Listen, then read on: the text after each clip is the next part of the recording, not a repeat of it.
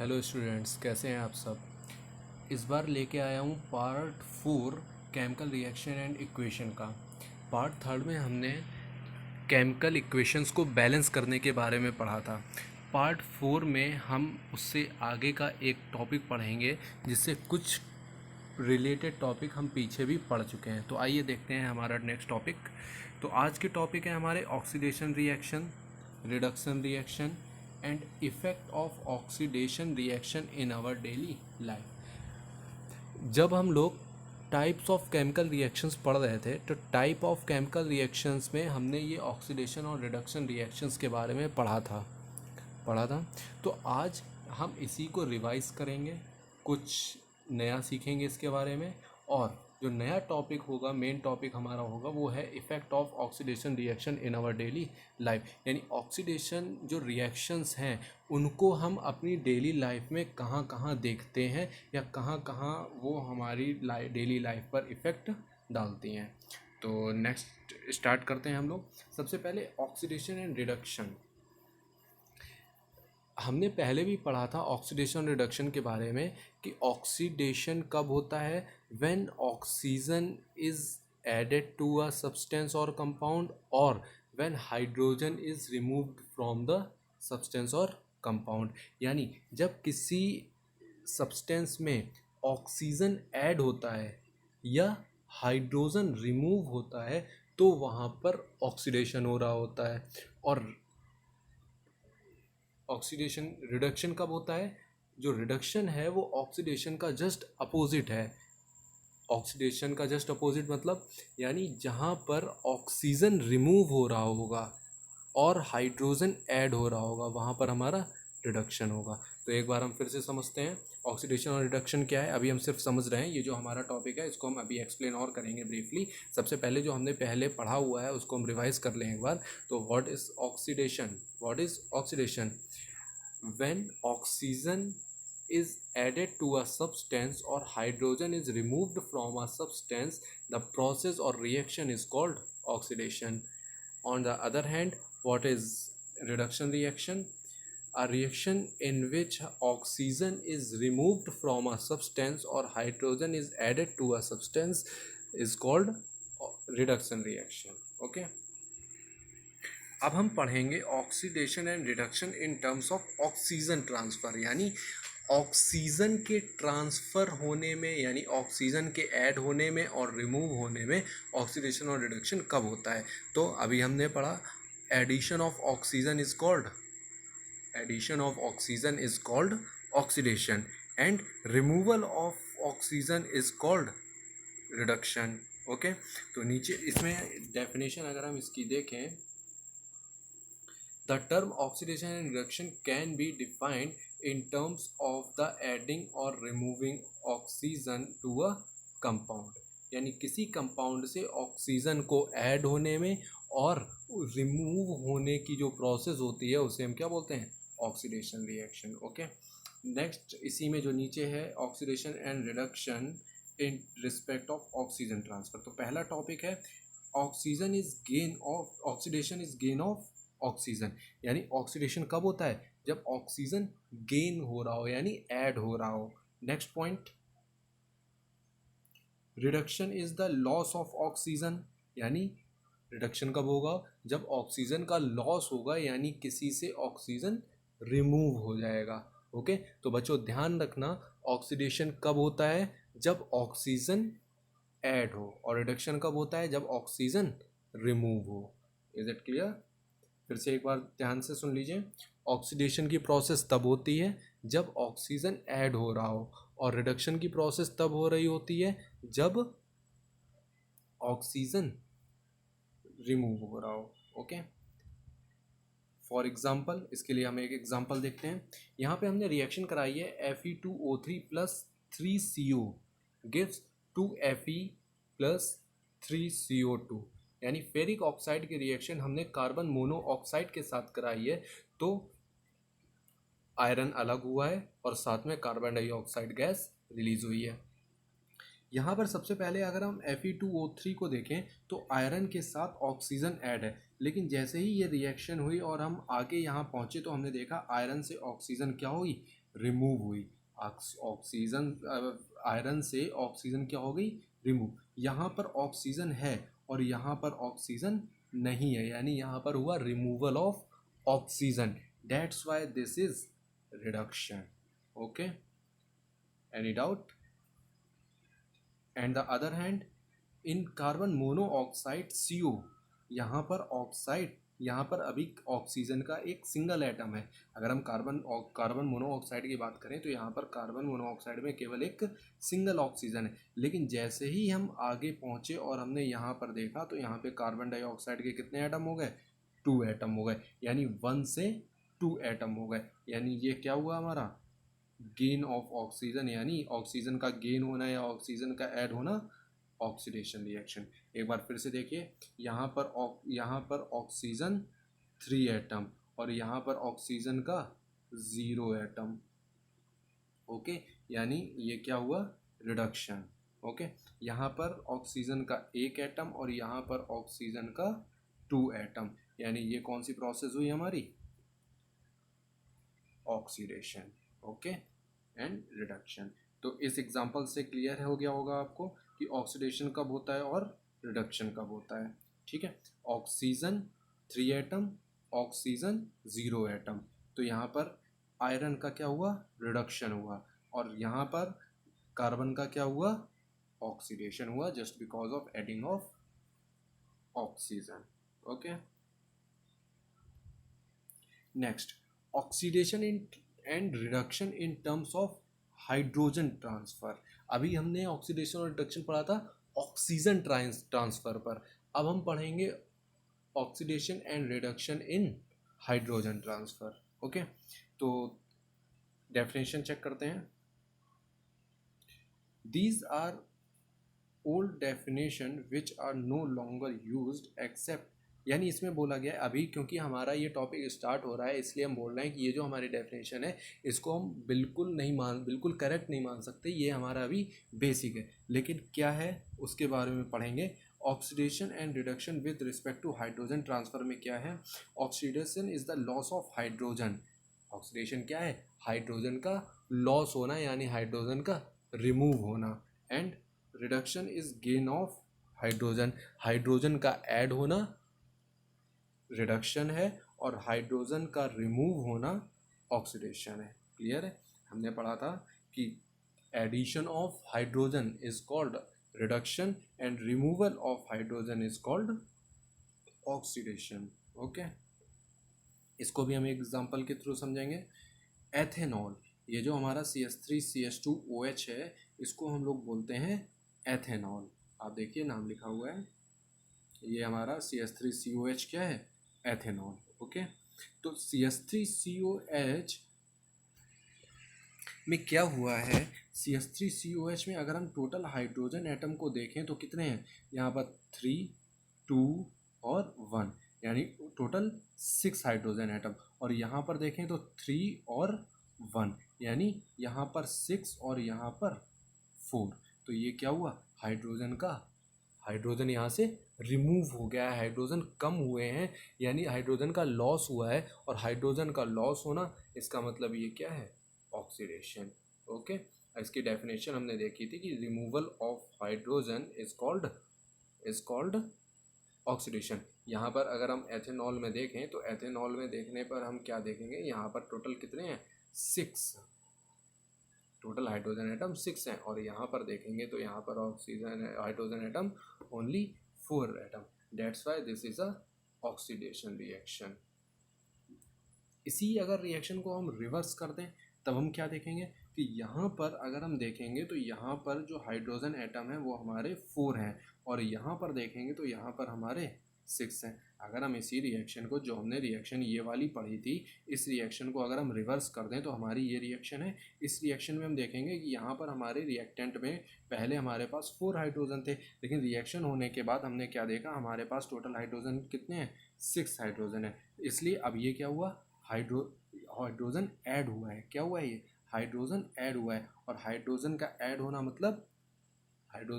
होना मतलब reduction. Okay, तो यहाँ पर इनका क्या हुआ है, ये रिडक्शन। तो जाहिर सी बात है कि हाइड्रोजन का ऐड होना मतलब रिडक्शन, और हाइड्रोजन का रिमूव होना मतलब ऑक्सीडेशन। क्लियर है? नेक्स्ट टॉपिक हम देखेंगे, मेन टॉपिक हमारा अब, कि हमारी डेली लाइफ पर ऑक्सीडेशन का क्या इफ़ेक्ट पड़ता है। हमारी डेली लाइफ पर ऑक्सीडेशन का क्या इफ़ेक्ट पड़ता है। Effect of oxidation reaction in everyday life. Okay, first, rancidity of food. Rancidity of food, what is rancidity of food? Rancidity of food का मतलब क्या है? फूड का खराब हो जाना, खाने का खराब हो जाना इज कॉल्ड रेंसिडिटी फूड। यानी जब खाना जो होता है वो अगर हम थोड़ी देर के लिए ओपन में छोड़ दें, खुले में छोड़ दें, तो क्या होता है कि वो धीरे धीरे खराब होने लगता है। क्यों ऐसा होता है, आइए देखते हैं इसको, एग्जांपल, इसकी डेफिनेशन देखते हैं। It is slow oxidation of oils and fat present in food material resulting in some bad smell and taste. हमें पता है कि हमारा जो भी फूड होता है उसको हम किस में फ्राई करते हैं या किस में कुक करते हैं, उसको ऑयल की हेल्प से, ऑयल की हेल्प से हम उसको कुक करते हैं। तो यहाँ पे लिखा हुआ है उसी जो ऑयल, जिस ऑयल से उस फूड को हमने बनाया है, वो ऑयल जो उस फूड में है, उस ऑयल का ऑक्सीडेशन होने लगता है। जब हम उसे एयर में ओपन छोड़ देते हैं तो उस ऑयल का ऑक्सीडेशन होने लगता है, और जब उस ऑयल का ऑक्सीडेशन होने लगता है तो वो जो ऑयल है वो स्मेल, बैड स्मेल करता है, और उसके टेस्ट में भी चेंजमेंट आ जाता है। इसी वजह से वो जो हमारा खाना होता है उसे हम बोलते हैं कि ये खाना क्या हो गया है, ख़राब हो गया है। ओके, लिखा हुआ है rancidity of food can be prevent by, यानी जो रेंसिडिटी है, यानी जो फूड का, खाने का जो ख़राब होना है, उसको हम कैसे बचा सकते हैं, प्रिवेंट।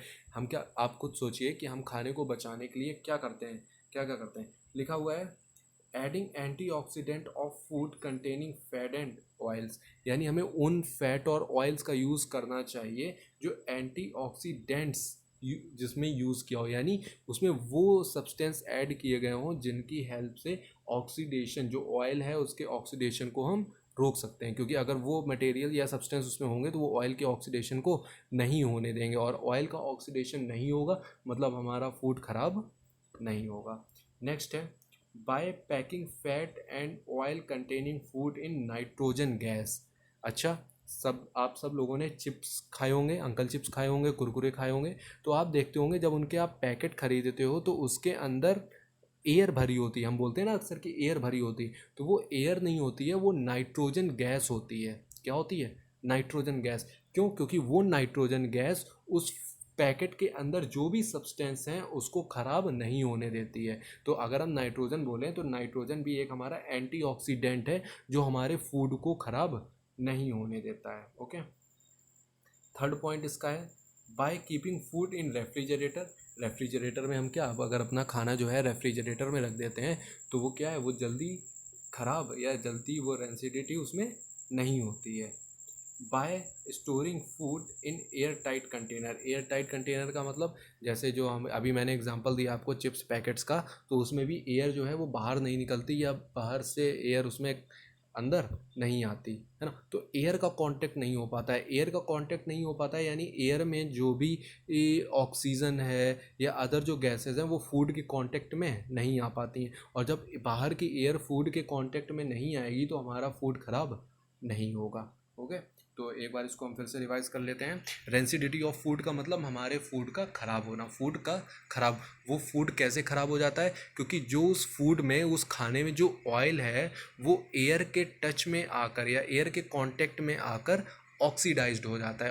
अब ऑक्सीडाइज क्यों होगा? क्योंकि एयर में ऑक्सीजन है, और वो ऑक्सीजन जब हमारे जो फूड के कांटेक्ट में आएगी, ऑयल के कांटेक्ट में आएगी, तो ऑयल उसमें जो ऑक्सीजन है ऐड हो जाएगी उससे, और ऑक्सीजन का ऐड होना मतलब ऑक्सीडेशन होना। और जब वो ऑयल में ऑक्सीजन ऐड होगी या ऑक्सीडेशन होगा उसका, तो उस वजह से जो हमारे खाने का टेस्ट होता है वो चेंज हो जाता है। ओके, प्रिवेंशन क्या है, यानी हम उसको कैसे कैसे बचा सकते हैं ख़राब होने से। तो पहला है एडिंग एंटीऑक्सीडेंट्स, यानी हम उस फूड में या उस ऑयल में ऐसे सब्सटेंस ऐड करें जो एंटीऑक्सीडेंट हो, यानी जो हमारे खाने को ख़राब होने से बचा सकते हैं। सेकंड पॉइंट है by packing fat and oil containing food in nitrogen gas. Nitrogen gas का मतलब, जैसे मैंने और आपको एग्जांपल दिया, चिप्स के पैकेट्स का, कुरकुरे के पैकेट्स का। तो इसमें क्या होता है, जो गैस अंदर या हवा एयर बोलते हैं ना हम उसे, वो एयर नहीं, नाइट्रोजन गैस होती है, नाइट्रोजन गैस भरी होती है। वो nitrogen gas in oil containing foods को ख़राब होने से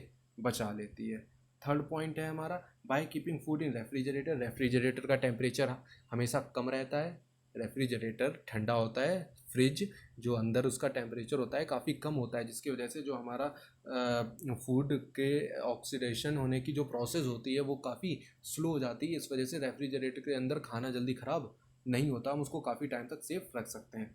फोर्थ हमारा पॉइंट है, bye storing food in air tight container. Air tight container का मतलब हम ऐसी जगह फूड को रखें जहाँ पर एयर का कांटेक्ट उससे ना हो पाए, जहाँ पर बिल्कुल भी एयर वहाँ पर ना पहुँच पाए। ठीक है, तो हमारी लाइफ में सबसे पहला एक एग्जांपल तो यही हो गया ऑक्सीडेशन का, क्या कि फूड का ख़राब होना। क्यों फूड कैसे ख़राब होता है, ऑक्सीडेशन की प्रोसेस से। क्यों ऑक्सीडेशन हो रहा है वहाँ पर, क्योंकि जो खाना है वो एयर के कांटेक्ट में आ रहा है, और जो ऑयल उस खाने में ऑयल है वो क्या हो रहा है, ऑक्सीडाइज्ड होकर ख़राब हो जाता है। तो पहला इफेक्ट तो हमारी डेली लाइफ पर ऑक्सीडेशन का ये है। सेकेंड पॉइंट है कोरोजन ऑफ मेटल। अच्छा बच्चों, आपने कई बार देखा होगा कि जो लोहा यानी आयरन होता है ना, उसमें जंक लग जाती है। ये तो सबने देखा होगा कि आयरन है जो खुला रखा रहता है या कहीं भी रखा होगा आयरन, उसमें एक टाइम के बाद या काफ़ी समय के बाद उसमें जंक लग जाती है। तो इसी जंक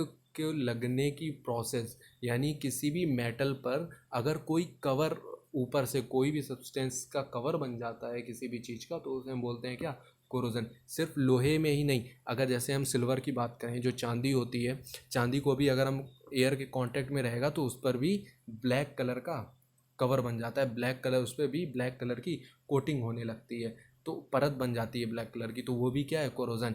जैसे कॉपर होता है, कॉपर को अगर हम हवा में छोड़ दें काफ़ी देर के लिए तो उस पर भी धीरे धीरे ग्रीन कलर की लेयर बनने लगती है, कॉपर के तार के ऊपर ग्रीन कलर की लेयर बनने लगती। तो इस तरह की प्रोसेस जिसमें एक मेटल पर किसी चीज़ की लेयर बनने लगे तो उसे हम क्या बोलते हैं, कोरोजन। तो डेफिनेशन देखिए क्या लिखी है, the process in which metal are eaten up gradually by the action of air, moisture और chemicals on their surface। तो ये क्या है। अब अच्छा, जो आयरन पे जंक लगती है वो कैसे लगती है, अगर वो आयरन काफ़ी देर तक एयर में पड़ा हुआ है ना, लोहा जो काफ़ी देर तक एयर में रखा हुआ है, तो क्या है, उस आयरन के कांटेक्ट में एयर आ रही है, और एयर में क्या प्रेजेंट है, ऑक्सीजन। एयर में तो काफ़ी सारी गैसेस हैं, उस गैसेस में ऑक्सीजन भी। तो जब आयरन के कांटेक्ट में ऑक्सीजन आती है तो आयरन और ऑक्सीजन दोनों आपस में क्या कर लेते हैं, रिएक्शन कर लेते हैं, और रिएक्शन करके रस्ट बनाते हैं। क्या बनाते हैं, रस्ट। यानी आयरन और ऑक्सीजन के बीच में जब रिएक्शन होती है, रस्ट, जिसे हम जंक बोलते हैं, और उसी जंक का कोडिंग उस आयरन के ऊपर हो जाता है। और सेम चीज़ सिल्वर, सिल्वर अगर थोड़ी देर के लिए या काफ़ी मतलब हम उसको एयर में छोड़ दें तो उस पर भी ब्लैक कलर की कोटिंग हो जाती है।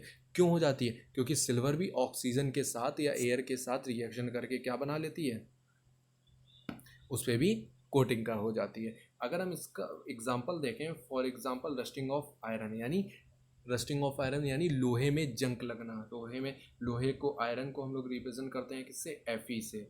Fe की रिएक्शन हुई ऑक्सीजन, यानी ऑक्सीजन मतलब एयर के साथ, तो इसने क्या बनाया, और साथ में क्योंकि एयर है तो उसमें मॉइस्चर भी होता है, एयर में मॉइस्चर भी होता है, मॉइस्चर मतलब वाटर, तो इसलिए वाटर भी, और क्या बनाया इसने, Fe2O3 फेरिक ऑक्साइड।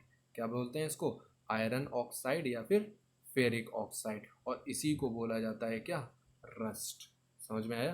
तो हमारी डेली लाइफ पर हमने ये दो इफ़ेक्ट देखे ऑक्सीडेशन के। पहला इफ़ेक्ट क्या था, रेंसिडिटी ऑफ फूड, मतलब हमारे फूड का ख़राब हो जाना। क्यों ख़राब हो जाता है फूड, क्योंकि फूड में जो भी ऑक्सीजन, जो भी ऑयल है वो ऑक्सीजन के साथ रिएक्शन करके ऑक्सीडाइज्ड हो जाता है, इस वजह से हमारा खाना जो फूड होता है वो ख़राब होने लगता है। और दूसरा हमने देखा कोरोजन ऑफ मेटल, यानी मेटल मतलब चाहे वो लोहा हो, सिल्वर हो, कॉपर हो, वो ऑक्सीजन के साथ या एयर के साथ रिएक्शन करता है तो वो भी क्या हो जाता है, ऑक्सीडाइज्ड हो जाता है, उस पर भी एक तरह की कवर चढ़ने लगती है। तो बेटा क्लियर है सारे पॉइंट्स आपको जो जो मैंने पढ़ाया अभी।